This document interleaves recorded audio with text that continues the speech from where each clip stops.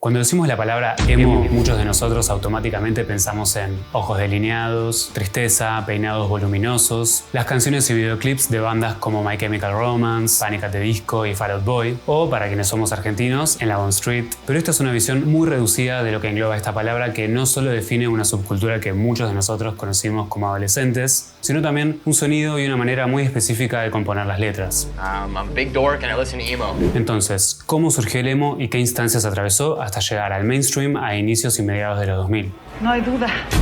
eres emo. Antes de comenzar, quisiera darle un agradecimiento a mi gran amiga Emo Joffrey, que me ayudó mucho en esta investigación. Y para iniciar este recorrido, es fundamental dividir al emo en sus 4 olas. Respeten los rangos, La primera ola está vinculada al emo core, la segunda ola está vinculada al Midwest emo y al screamo, la tercera al emo pop y la cuarta al emo revival y el emo rap. La palabra emo core o emotional hardcore se utiliza por primera vez en la revista Thrasher en 1986 en un artículo escrito por Brian Baker, miembro de la banda Doug Nasty, para denominar al nuevo sonido de las bandas de la escena de Washington DC, como Rites of Spring, Embrace, Beefeater o Mouse Icon, entre otras, el cual emerge como un estilo de hardcore punk y post-hardcore aplicando una gran carga emocional en sus presentaciones en vivo, ocasionando el llanto del público durante las mismas. El disco homónimo de Rites of Spring, lanzado en 1985, es considerado como el primer álbum emo, aunque ellos, como muchos de sus contemporáneos, rechazan dicha categorización y son quienes setean el tono punk rock del género, tomando el doble tiempo de las baterías del hardcore, pero agregando letras introspectivas y melodías en contraposición al hardcore punk, que generalmente tendía a ser más gritado, con letras antiautoritarias cargadas de ira y violencia, que en varias ocasiones incentivaban el vandalismo y el sexismo en su entorno, el cual incluía la participación de los skinheads. Ian MacKaye, líder de Embrace, quien previamente había integrado las bandas The Teen Idols y Minor Threat y producido el disco de Rites of Spring, comenta lo siguiente acerca de la categoría en la que lo estaban encasillando. Emo-core must be the stupidest thing I've ever heard in my entire life. Emotional hardcore. As if hardcore wasn't emotional to begin with. Este rechazo por la etiqueta emo seguiría replicándose incluso con bandas de los 2000 como Panic! At the Disco, con su líder Brendon Urie, quien dice que escribir letras emocionales no te hace encajar necesariamente en el estereotipo emo, o Gerard Way de My Chemical Romance desestimando al emo contemporáneo. Well, emo as it is today, which is nothing like emo as it was when I was growing up watching bands like Sunny Day Real Estate or The Promise Ring. That to me is like real. I was obviously referring to what the modern idea of emo is, which is basically a pair of jeans and a haircut. Sin embargo, lejos de la vulnerabilidad, la androginia y la bisexualidad que propondría la subcultura emo llegado el cambio de milenio, en los 80s la escena estaba dominada por una mentalidad súper machista y las bandas Grey Matter, Fire Party, Tribe Like Jehu y Soulside, entre otras, conforman el movimiento conocido como Revolution Summer junto a las mencionadas anteriormente. Por fuera de Washington DC, hay quienes consideran que el álbum Zen Arcade de Husker Du, formada en Minnesota, lanzado un año antes que el de Rites of Spring, rompe con ciertas estructuras del hardcore e introduce la emocionalidad en sus letras.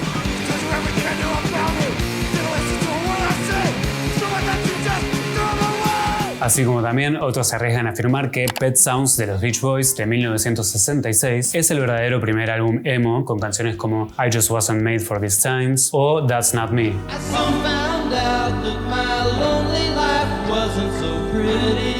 Si bien The Smiths estaba más ligada al rock, Morrissey es un personaje clave para derribar las barreras con respecto a la vulnerabilidad del hombre en la música de los 80s, con letras en las que la baja autoestima y la impotencia ocupan un lugar central.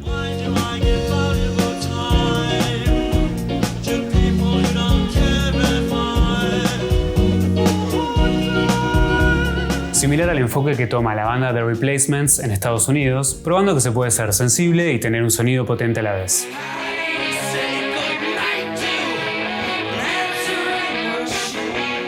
Ian de Embrace luego fundaría la banda Fugazi junto a Guy Picciotto de Rites of Spring, la cual se convierte en referente para muchos grupos emo a pesar de ser post-hardcore. Llegando a la década de los 90s, el emo se expande por fuera de la escena de Washington DC, teniendo una gran movida en Milwaukee, Kansas City y Minneapolis, originando la segunda ola, el Midwest emo. Durante esta era se indaga aún más en la introspección de las letras, que generalmente hablan de corazones rotos y de lo que es ser un marginado incomprendido por la sociedad, y musicalmente toman elementos del indie rock y el math rock, inspirado por el rock progresivo de los 70s, utilizando melodías disonantes, enrareciendo los compases y sacándole un poco la distorsión a las guitarras, dando lugar a un sonido sonido más limpio con unas baterías prominentes que dejan las voces en un segundo plano. El grunge introduce la dinámica loud-soft que el emo adoptaría por esta época, reflejándose en Blue Tag de At the Drive-In, por ejemplo,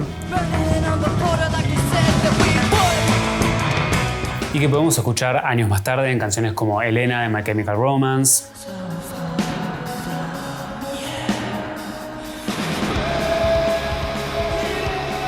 o Sugar We Are Going Down de Fall Out Boy.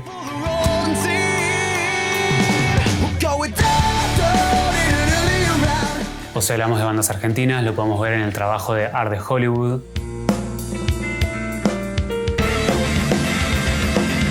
Y hablando de grunge, es importante remarcar que el éxito de Nirvana abre las puertas para que las discográficas estén interesadas en firmar con grupos punk rock, llevando el éxito de Dookie de Green Day o Smash de The Offspring, así como el aumento de la audiencia del género emo, impulsando discos como 24 Hour Revenge Therapy de Jawbreaker, que se vuelve una de las bandas más importantes de los 90 para el género emo, junto con Sunny Day Real Estate, quienes lanzan su disco un mes después de la muerte de Kurt Cobain, trayendo un poco de optimismo en sus letras, y su líder, Jeremy Enigk, rompe el mito que asume que nadie en la escena emo puede cantar bien al deleitarnos con su voz afinada y llena de emocionalidad.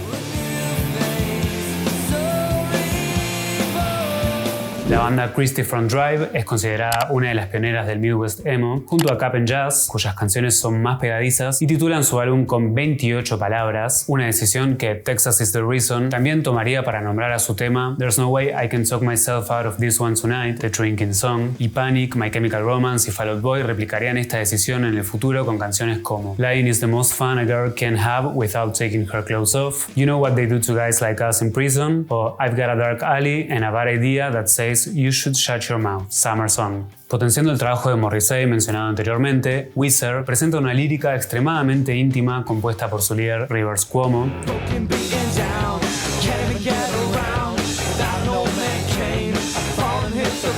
y si bien a ellos se los considera como un grupo de geek rock, el álbum Pinkerton, así como su look indie geek chic, caracterizado por el uso de zapatillas Converse, camisas, suéteres y chalecos, pantalones ajustados y gafas similares a las de Buddy Holly, dejan su huella en la movida emo de esta etapa. Con el Midwest emo empezamos a ver muchos adolescentes y jóvenes adultos que tienen ganas de generar una comunidad y unirse con quienes se sienten de la misma manera, en contraposición al punk que trabaja desde la oposición en búsqueda de ser un outsider. Y gran parte de este mundillo sucede en el underground, esparciéndose con el boca en boca, flyers creados en las fotocopiadoras del colegio, fanzines y muchos shows en sótanos y sucuchitos. No era algo tan enfocado como un negocio, sino más bien un lugar de comunión para quienes lo necesitaban. Esto siento que se ve muy gráficamente años más tarde en los carteles que van apareciendo en I'm Not Okay de My Chemical Romance también. Así como en la primera ola veíamos cómo Ian MacKaye pasaba de Minor Threat a Embrace, por esta época podemos ver cómo el baterista y el guitarrista de Cap'n Jazz arman sus propias bandas respectivamente. Mike Kinsella pasa a ser el guitarrista y vocalista de American Football, y Davey Von Bollem se convierte en el cantante de The Promised Ring, la banda comercialmente más exitosa de esta década, que junto a Jawbreaker, Semayam, Jejune y The Get Up Kids empiezan a introducir lo que en los 2000 terminaría tomando forma como el emo pop.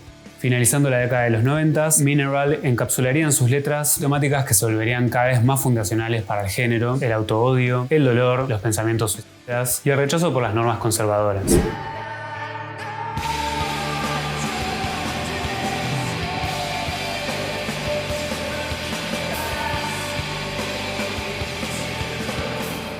Jets to Brazil, formada por Blake Schwarzenbach de Jawbreaker, Knapsack, Braid y Lifetime, son otras bandas que destacan durante estos años en los que sellos como Jade Tree Records y Polyvinyl Records juegan un papel importante a la hora de apadrinar varios de estos grupos, en los mismos años en los que surge el screamo, que como su nombre lo anticipa, se caracteriza por el uso de voces gritadas y una búsqueda por generar dinámicas y disonancias experimentales y caóticas. Iconoclast, Merrell, Heroin, Angel Hair, Swing Kids y Antioch Arrow serían pioneros en este género y le seguirían Orchid, Page 99, I Hate Myself y Seisha durante los 90s, y en los 2000 Silverstein, Thursday, The Used, Hawthorne Heights y On the Road continuarían el legado, así como en Argentina estarían Baltimore in Love, Posero, Denny y Desobediencia, entre otras. La banda Inhumanity acuñaría el término emo violence para describir su sonido, que acentuaba aún más el screamo, en parte referenciando el álbum Emotional Violence de Cameo, pero también como mezcla del género emo con el subgénero power power violence, así como también los críticos denominarían al sonido de City of Caterpillar como post-screamo. Dentro de la escena de San Diego comenzaría a utilizarse el término Spock Rock para nombrar el corte de pelo que los miembros de estas bandas llevaban en referencia a Spock de Star Trek. Y con el lanzamiento del videoclip para New Noise, la banda Refused trae a la ecuación el pelo negro y lacio con el flequillo bien largo, el uniforme negro y las uñas pintadas. En 1997, Blink-182 lanza su álbum Dude Ranch, el cual contiene la canción Emo, visibilizando el término en el mainstream, mientras que en Argentina, bandas como Mofa, Whisper y Flores del Sol introducían al emo-core a nuestro país, luego de que No demuestra interés, Despertar, Eterna Inocencia y Restos Fósiles abrieran el camino para que esto pudiera suceder. La banda de metalcore 18 Visions se revela ante la hipermasculinidad de los grupos de hardcore noventosos al adoptar un look con vestuarios más ajustados y el uso de delineador negro inspirados por la apariencia del grupo Orgy, ganándose la categorización de fashioncore que luego compartirían con Avenged Sevenfold, Bleeding Through y Atreyu. Acentuando esta búsqueda por una imagen más andrógina, surge el subgénero sass, el cual presenta letras homoeróticas y un approach más extravagante como el de los Blood Brothers o An Albatross. Llegando al final de esta segunda ola, el sello Deep Elm Records lanza su recopilatorio de Emo Diaries, incluyendo bandas como Farther Seems Forever, Semayam, The Movie Life y Jimmy Eat World, banda que comenzaría la tercera ola del emo con su tercer álbum Clarity de 1999, que contiene el tema Lucky Denver Mint, incluido en la película Never Been Kissed. El sello Vagrant Records, que venía impulsando bandas como The Get Up Kids, juega un papel importante en el cambio de milenio al firmar contratos con Dashboard Confessional, el proyecto simultáneo que tenía Chris Carrabba, The Farther Seems Forever y Vacant Andes, Saves the Day, Alkaline Trio y Hey Mercedes, entre otras, dándole un impulso masivo al emo con la creación del Vagrant American Tour en el 2001, una gira nacional con todas las bandas bajo el ala del sello, sponsoreado por Microsoft y Coca-Cola. Ese mismo año, Jimmy Eat World lanzaría su álbum Bleed American, autofinanciado por ellos y luego apañado por DreamWorks Records, catapultando al emo al mainstream con su hit The Middle, abriendo también la puerta para el surgimiento del emo pop que dominaría los siguientes años, con sus estribillos pegadizos y una producción más pulida. El tema es lanzado menos de 2 meses después del atentado contra las Torres Gemelas y su estribillo esperanzador llega al público en el momento en que más lo necesitan, convirtiéndose en un éxito rotundo. Para quienes vieron mi video anterior sobre la estética Y2K, en el que se garantizaba un futuro próspero, plagado de avances tecnológicos, ambientes luminosos y evoluciones casi superheroicas para el humano, en parte este suceso acaba por completo con esa fantasía y la tragedia del 11 de septiembre también tiene un gran impacto en un tal Gerard Way. The band was really born out of 9/11. It directly affected us and it directly affected me, and I saw it happen with my own eyes. And I was doing art in New York, and I said, I don't want to do this anymore. It was like commercial, and I didn't like it. I wanted something that not only I had control over, but I wanted to work with a team. I wanted a band. Yeah. I wanted to be part of something, and I didn't feel like I was part of something when I was doing art. Yendo a una reunión en Cartoon Network, donde trabajaba como pasante, presencia el momento en que los edificios colapsan y el hecho lo inspira para escribir la canción Skylines and Turnstiles y posteriormente a formar My Chemical Romance, lanzando su álbum debut de estudio I Brought You My Bullets, You Brought Me Your Love en 2002 y 2 años más tarde su primer álbum bajo una major label, 3 Cheers for Sweet Revenge, cuya tapa es dibujada por el mismísimo Gerardo, quien también es el creador de The Umbrella Academy, entre otros cómics. Un dato curioso es que la aparición de este grupo inspira a la escritora Stephanie Meyer a crear Crepúsculo, saga cuyo soundtrack incluye canciones de bandas emo como Paramore o Death Cab for Cutie, y esta última tiene una gran exposición gracias a una serie que a mí me llega directo al corazón, que es The O.C. Like a rickshaw listening to this music. Hey, do not insult Death Cab. It's like one guitar and a whole lot of complaining. En 2004, Dashboard Confessional forma parte de la banda sonora de Spider-Man 2 y en Spider-Man 3 nos encontramos con el Peter Parker emo y otro Peter emo importante es Peter Capusotto. Estoy mostrando mi angustia mientras duermo. El Bob Esponja emo se suma a este grupete, así como también esta leyenda viviente. Y el arte también llega a la moda que regía al emo, con personajes como Emily the Strange o Jack, quien también es mencionado en I Miss You de Blink. Sin embargo, estos personajes se relacionan más a la subcultura sin, para denominar a quienes los emos consideraban como posers, los cuales estaban más concentrados en la estética que en la cultura en general, sin mencionar que tomaban elementos del anime japonés, así como también algunos se animaban a adoptar pelos multicolores. Soy emo, pero un estilo de emo que se llama Sin Queen, que es algo así como lo más glam, digamos. Acá en Argentina no se sigue la ideología, sino la estética.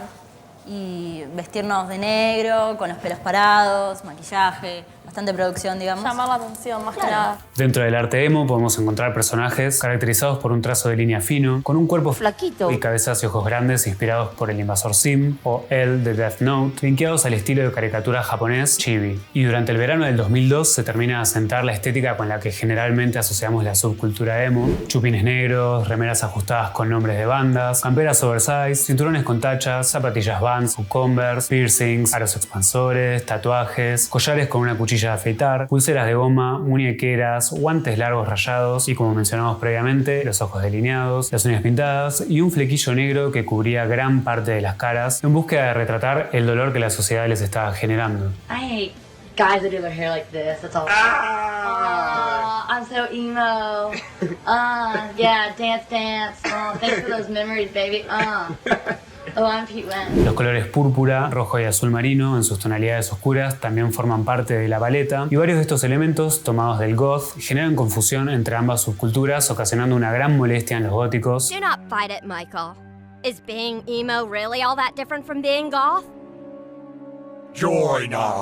Y es importante mencionar que en Argentina en simultáneo estaban en auge los floggers, que algunas bandas de nuestro país, no necesariamente emo, pero sí escuchadas por los emos, eran El Otro Yo, Adicta y Boom Boom Kid. Y es durante el 2002 también que bandas como Simple Plan, Taking Back Sunday y The All American Rejects lanzan sus álbumes debut, así como Good Charlotte gana popularidad con su segundo disco, The Young and the Hopeless, y es acá cuando los fundamentalistas del emo previo acuñan el término mall emo para denominar estas bandas que llegan al mainstream. Y también es clave aclarar que varios de estos grupos, así como Green Day y Avril Lavigne, por mencionar algunos, no son estrictamente emo, pero sí toman elementos de su estética, así como para mí personalmente Under My Skin en sí es un álbum que principalmente desde el contenido de sus letras podría verse como la fase más emo de Avril, y así como en los 80s y en los 90s con el auge del SIDA, el emo un poco surge como una rebelión anticonservadora ante la marginación que la comunidad homosexual estaba padeciendo por parte de la sociedad, con un crecimiento general en la homofobia impulsada por los medios que no tuvieron problema alguno en catalogar la situación como la plaga gay. Durante los 2000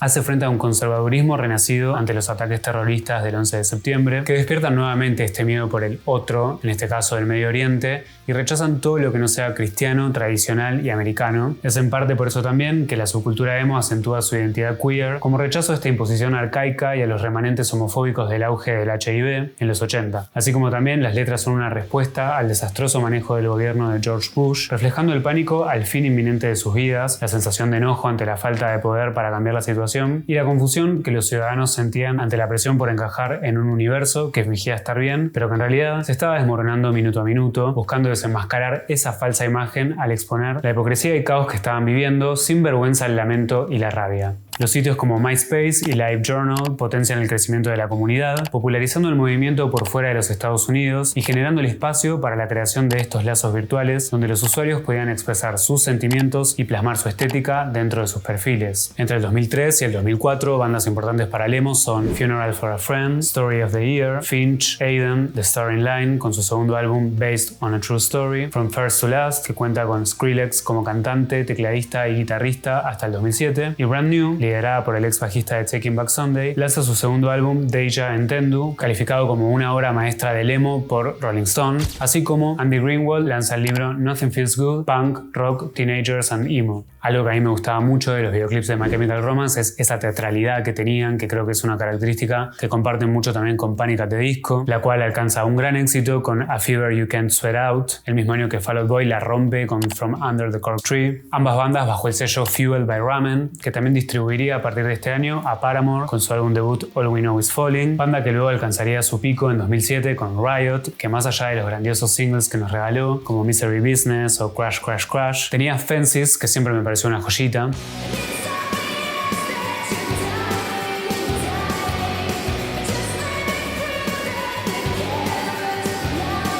Varias de estas bandas citan a The Cure y a The Misfits como inspiración para sus looks, influenciados por el goth, y en el 2006 la banda chilena Kudai lanza su disco Sobrevive, donde no solo su estética se vuelca absolutamente hacia el emo, abandonando esa apariencia que me hacía flashear con que eran los ROA chilenos en su primer disco, sino que las letras de sus canciones se potencian muchísimo con los videoclips que se adentran en temáticas como las hay. la bulimia y anorexia durante el mismo año en que Cielo Latini lanza el libro Absurda en Argentina, o la violencia de género en Morir de Amor, 2 años más tarde, quizás mi tema favorito suyo junto a Tal vez, que viéndolo a lo lejos me doy cuenta que Gaby Villalba tenía unas Ashley Simpson vibes tremendas y obviamente también esa sensación de angustia la relaciono mucho con videoclips como The Reason de Who Stands o Ángel de Belinda. La vida era tanto más simple. Don't You Fake It de Red Jumpsuit Apparatus y December Underground de A Fire Inside son joyitas emo de este año también, y el 16 de agosto el panorama da un vuelco cuando The Daily Mail publica un artículo en el que cataloga al emo como un culto que hace apología al autogelo y el suicidio, desatando una ola de padres en contra de esta subcultura. Ya 2 meses antes en internet habían decretado el 6 del 6 del 2006 como el Día Nacional para pegarle a un emo, y cuando Hannah Bond, una fanática de My Chemical Romance, se quita la vida a sus 13 años en el 2008, los medios atribuyen la responsabilidad a la banda, la cual responde en un recital lo siguiente. So we're here to tell you that you, our fans out there, are not a f***ing cult, but an army! And that nothing is what yourself over! Nothing is what over to you, army man! The Daily Mail! Así como los fans marchan para apoyarlos, alegando que su música justamente los está ayudando a sentirse menos solos y conectar entre sí. Este mismo año se producen varios altercados en México, comenzando con el ataque a los emos organizado vía internet en la Plaza de Armas de Santiago de Querétaro, los cuales en parte venían desde un razonamiento homofóbico, y una semana más tarde los emos organizan una marcha en defensa de los ataques que venían recibiendo, culminando la misma en la glorieta de Insurgentes, donde grupos de punks vuelven a enfrentarlos. Se estuvieron recibiendo amenazas por correo electrónico de que iban a lincharnos. Te humillan, te miran raro, te clasifican. Nosotros estamos en contra de los emos. Somos entre ponquetos, darquetos, emos. Finalmente la policía interviene en el asunto y termina dispersando el conflicto un grupo de Hare Krishna. Poné los videos que estamos todos. En el Reino Unido el bullying a los emos es tan fuerte que se cataloga como crimen de odio, así como en Rusia decretan leyes para regular webs emos y prohíben su vestimenta característica en los colegios. Algunas bandas más que surgen entre el 2007 y el 2008 son Metro Station, liderada por el hermanastro de Miley, Trace Cyrus, y Mason Musso, hermano mayor de Mitchell de Hannah Montana, We the Kings, You Me at Six y el lanzamiento de Nothing Personal, tercer álbum de All Time Low, así como Tom Mullen crea el sitio Washed Up Emo con la intención de difundir información sobre la historia del género ante la percepción distorsionada de las masas. Mullen también crearía la web Is This Band Emo en 2014 y poco a poco la fiebre del emo empieza a apagarse con algunas pausas que se toman las bandas más populares del género, así como el cambio de dirección musical que My Chemical Romance, Fall Out Boy o Paramore, por ejemplo, adoptan al regresar, la conclusión del gobierno de Bush y la consecuente asunción de Obama, cuyo lema era la esperanza, junto con el protagonismo que toman el indie y el folk, que reflejan paz y simplicidad, también son factores que alimentan este lento apagón. Durante el año 2012, alrededor de 70 jóvenes son secuestrados, torturados y asesinados en Bagdad e Irak por grupos paramilitares por ser emos, y al igual que México por una fuerte presencia de homofobia. Con el aumento del uso de las redes sociales a partir de los 2010 surgen sitios como Property of Zack, así como una cuarta ola del emo más parecida a la de los 90s se hace presente con bandas como Modern Baseball, The World is a Beautiful Place and I'm No Longer Afraid to Die, Empire o Title Fight y Small Brown Bike, que toman elementos del hardcore punk, entre otras, así como en la segunda parte de la década el emo rap toma forma con el trabajo de Lil Peep, Young Lean, XXXTentacion, Juice WRLD y Nothing Nowhere, y se considera a Drake, Kid Cudi y Kanye West como precursores de este subgénero por la emocionalidad que sus letras cargaban a inicios de los 2010. Un dato curioso es que en el 2006 Kanye West hace un remix de This Ain't a Sin, It's an Arms Race de Fall Out Boy. Y la BBC también se refiere al gran protagonismo que fue tomando la salud mental en las letras de la música de los últimos años como un legado del emo, así como el revival del pop punk que trajeron Demi Lovato, Machine Gun Kelly, Avril Lavigne, Willow u Olivia Rodrigo, entre otros, nos transporta un poco al pico de los 2000. Desde ya que me faltaron mencionar infinidad de bandas y por eso pido disculpas a los verdaderos emos que vean este video, pero bueno, me pareció una buena forma de resumir lo que sucedió desde 1984 o incluso 1966 hasta los 2020. Y si quieren saber más historias relacionadas a la cultura pop, pueden escuchar mi podcast En la Zona, en Spotify y Apple Podcast. Hasta una próxima edición de En la Zona TV.